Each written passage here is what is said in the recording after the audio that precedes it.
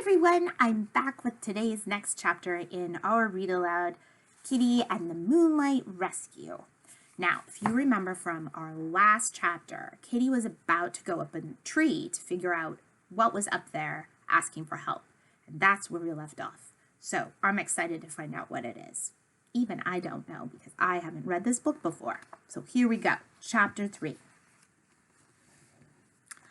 Kitty swung from one branch to the next, and the leaves above her moved wildly. No matter how quickly she climbed, someone else was climbing away from her even faster. Does that fit with your prediction, or is that a little different? So whatever she's going after is moving when she moves.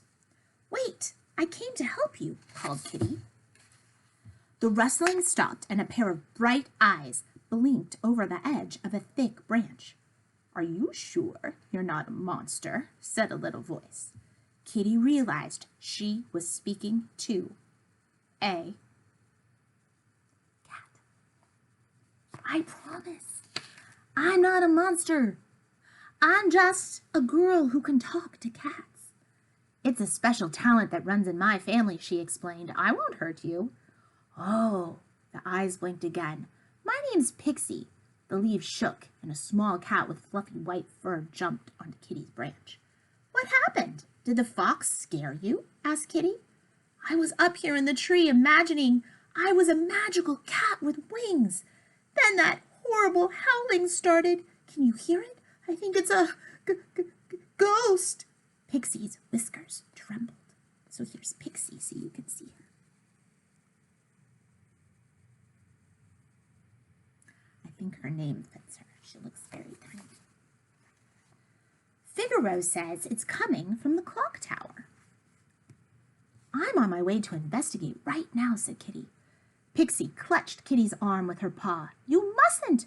What if the ghost sees you?" Kitty swallowed. "I'm sure it isn't a ghost," she said firmly. "Why don't you come with us and see for yourself? The fox is gone, so it's quite safe to climb down." Pixie followed Kitty down the tree, still muttering about ghosts and monsters. Kitty was starting to wonder if the little cat had a very strong imagination. They scrambled through the bushes to find Figaro scampering toward them. At his side was a tabby cat with serious amber eyes. "There you are, Kitty," Figaro twirled his whiskers. "I was getting so worried." "Pixie, what on earth are you doing here?" Does that surprise you that Figaro knows Pixie? Let's see. "I was up a tree, dreaming of becoming a cat with wings. But now Kitty says I should come and look for the clock tower ghost," replied Pixie. Figaro tutted. "Dear me, I see you're full of wild ideas as usual." He waved to the cat with the amber eyes. "Kitty, I'd like you to meet my friend, Katsumi. She's brought some news about the clock tower emergency." "Pleased to meet you," the tabby cat said, bowing her head. She had a beautiful honey-colored coat and a long, elegant tail. "Hello, Katsumi." Pixie bounced up to the tabby cat, and they touched noses. "Katsumi, this is my new friend Kitty," said Figaro. "She has special superpowers, just like her mother, so I asked her to help us." Kitty's stomach lurched. "I'm not really a superhero." "Of course you are," Figaro interrupted, turning to Katsumi. "Well, what is the news from the clock tower?" "An owl friend told me there's a creature on the tower," explained Katsumi. "He didn't get close enough to see what it was, but he seemed quite shaken. The noise was overwhelming." Overwhelming. Too much. She says the noise was overwhelming. Kitty listened. She didn't need super senses to detect the sound coming from the clock tower anymore.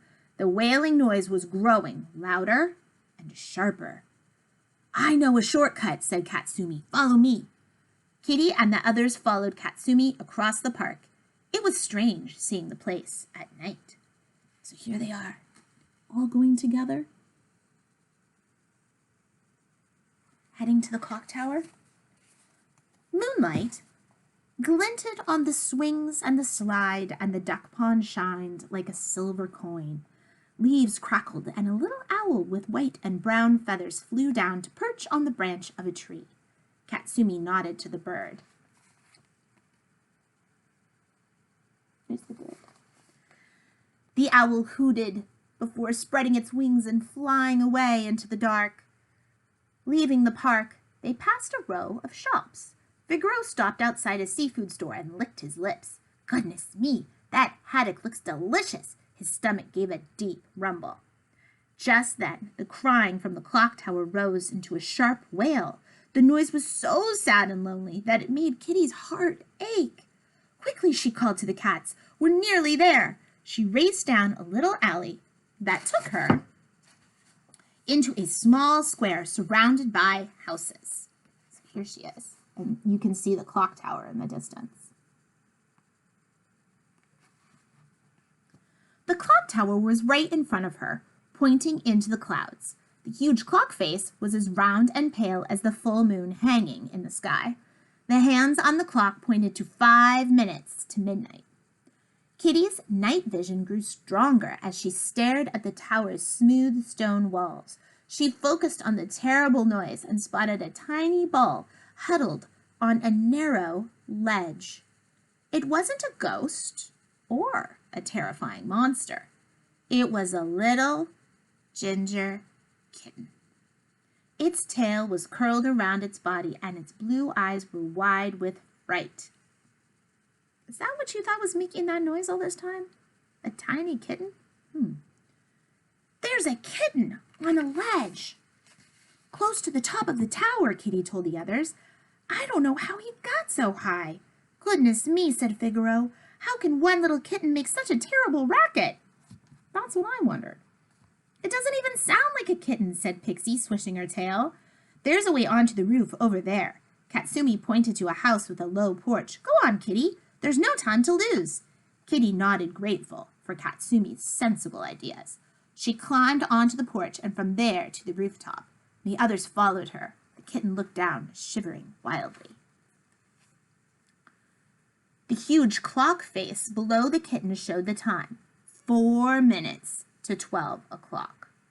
Kitty took a sharp breath. Soon it would be midnight, and the clock would make 12 deafening chimes. So deafening means it's so loud that it hurts your ears. And kind of makes you not be able to hear for a little while. And 12 is the most chimes a clock tower can make. And at midnight, the clock is going to chime 12 times, and she's worried that this sound is going to just be so loud for the kitten. The noise was bound to startle the kitten. What if it surprised him so much that he fell right off the ledge? Good point. Don't be frightened, she called to the little cat. I'm Kitty, and this is Figaro, Pixie, and Katsumi. We've come to help you. The kitten stared down at them. Meow, he cried, and tears dripped down his furry cheeks. Okay, so here's the illustration, and I'm going to go really close because do you see that little orange part way up there? That's where the kitten is trapped. Okay. Poor thing, said Katsumi. I wonder how he got stuck. He's very young to climb all the way to that ledge. Figaro shook his head. Kittens these days can be so reckless. Pixie turned her eyes to Kitty. You will help him, won't you? Kitty's stomach felt wobbly. I want to try, she stammered, but I'm not really a superhero. I've never been on an adventure before.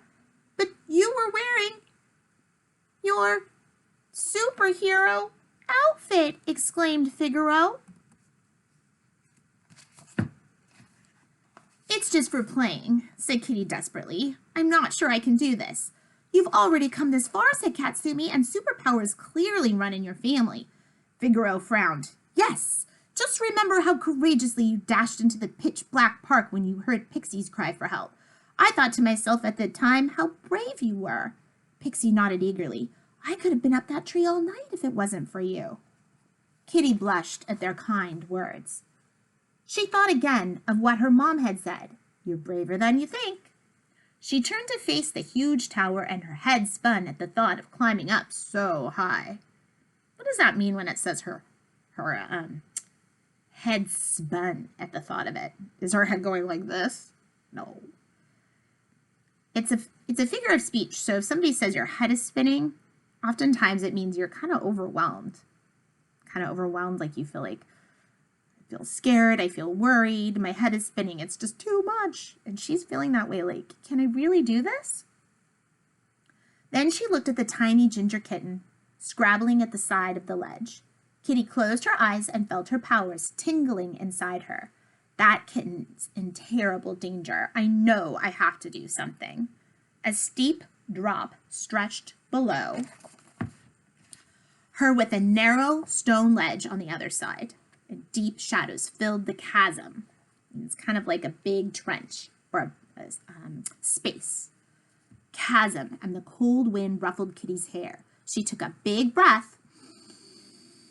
Then she sprang across, landing neatly on the other side, gripping the stone wall with her fingertips. She began to climb. So she's going to go for it. Here she is.